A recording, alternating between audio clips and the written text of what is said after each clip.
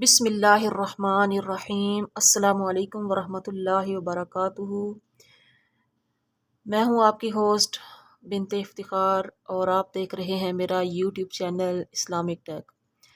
عزیز طلبات، میں آج آپ کے لیے ایک نیا پیپر لے کر آئی ہوں چونکہ آگے وفاق المدارس کے امتحانات ہونے والے ہیں، اور یہ پیپر ہے پچھلے سال کا 1443 ہجری کا صحیح مسلم اول کا یہ پیپر ہے، جلد اول کا پیپر، اور یہ ہے دورہ حدیث کا پیپر۔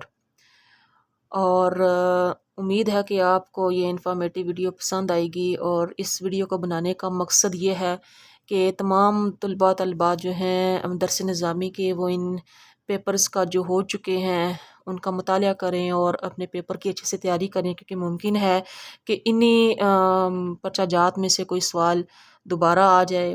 اور دوسرا یہ کہ ان پیپرز کا جو ہو چکے ہیں مطالعہ کرنے سے آپ کو سمجھ آ جائے گی کہ حدیث کا پیپر جو ہے وہ کس کس حوالے سے پوچھا جا سکتا ہے۔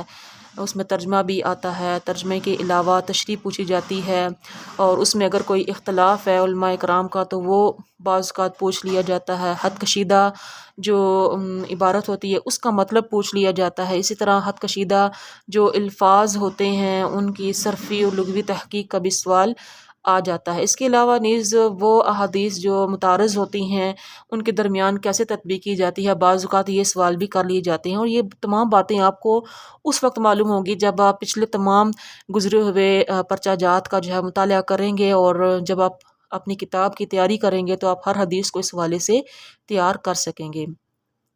تو یہ پیپر ہے 1443 ہجری کا صحیح مسلم اول جلد اول کا یہ پیپر ہے، دورہ حدیث کے لیے ہے، یہ للبنات کا پیپر ہے۔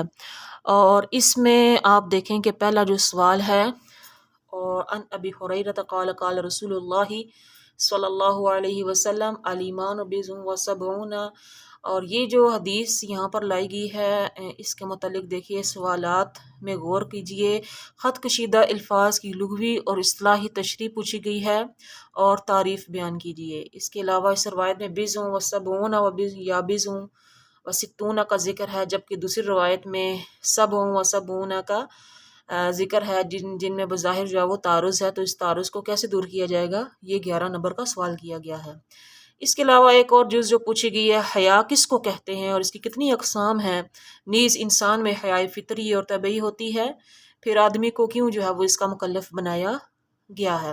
اب دیکھیے تھوڑا سا جو جواب ہے وہ سوال میں ہی انہوں نے بتا دیا، حیا کی کتنی قسمیں ہیں، اور ایک حیا فطری ہوتی ہے، طبعی ہوتی ہے، یہ بھی حیا کی قسم میں سے ایک قسم ہے۔ تو اس طرح سے جو ہے وہ اس حدیث کے حوالے سے انہوں نے سوال کیا ہے۔ سوال الاول کے الف جز ہے یہ، اور الف جز کے بعد جو ہے وہ یعنی درمیان میں یا لکھا ہوا ہے، اور یا کے بعد با جز ہے، یعنی دونوں میں سے آپ نے ایک سوال کرنا ہے۔ تو با جز بھی حدیث شریف کا ترجمہ کیجئے، یہ 8 نمبر کا سوال ہے۔ نماز عید سے پہلے خطبہ سب سے پہلے کس نے شروع کیا، تفصیل سے لکھی ہے، یہ بھی 8 نمبر کا سوال۔ حضرت ابو سعید رضی اللہ تعالیٰ عنہ نے مروان کو خلاف سنت عمل سے خود کیوں نہیں روکا؟ روایات، حدیث اور شرح کے کلام کی روشنی میں جواب تحریر کیجیے۔ امر بالمعروف و نہی عن المنکر کی اہمیت اور حکم تحریر کیجیے، 8 نمبر کا سوال ہے۔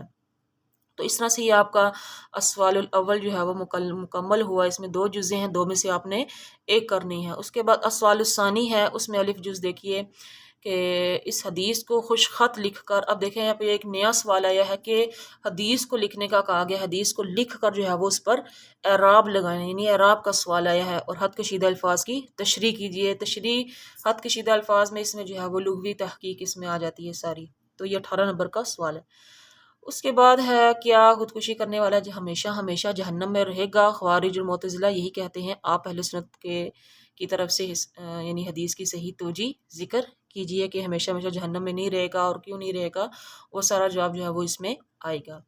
تو یہ سوال الثانی کا جو ہے وہ الف جز اور یا یہ کرنا ہے یا با جز کرنی ہے۔ با جز میں دیکھیں اس میں بھی حدیث آئی ہے اور تفصیلی حدیث ہے، اور اس میں حدیث مبارکہ کا ترجمہ پوچھا گیا ہے۔ خط کشیدہ کلمات کی لغوی تحقیق کیجیے، اور رسول اللہ صلی اللہ علیہ وسلم کو معراج بحالت بیداری ہوئی یا بحالت منام، نیز باری تعالیٰ کا دیدار حالت بیداری میں ہوا یا رؤیا میں یعنی خواب میں؟ اہل سنت والجماعت کے موقف کے مطابق تفصیل لکھیے، یہ 11 نمبر کا سوال کیا گیا ہے۔ تو یہ سوال ثانی مکمل ہوا، یعنی الف اور با جز ان میں سے ایک کرنی ہوتی ہے۔ جی تو یہ ہے تیسرا سوال، السوال الثالث، اس میں بھی دو جزء ہیں، الف اور با جزء ہے، درمیان میں یا لکھا ہوا ہے، دونوں میں سے آپ نے ایک کرنی ہے۔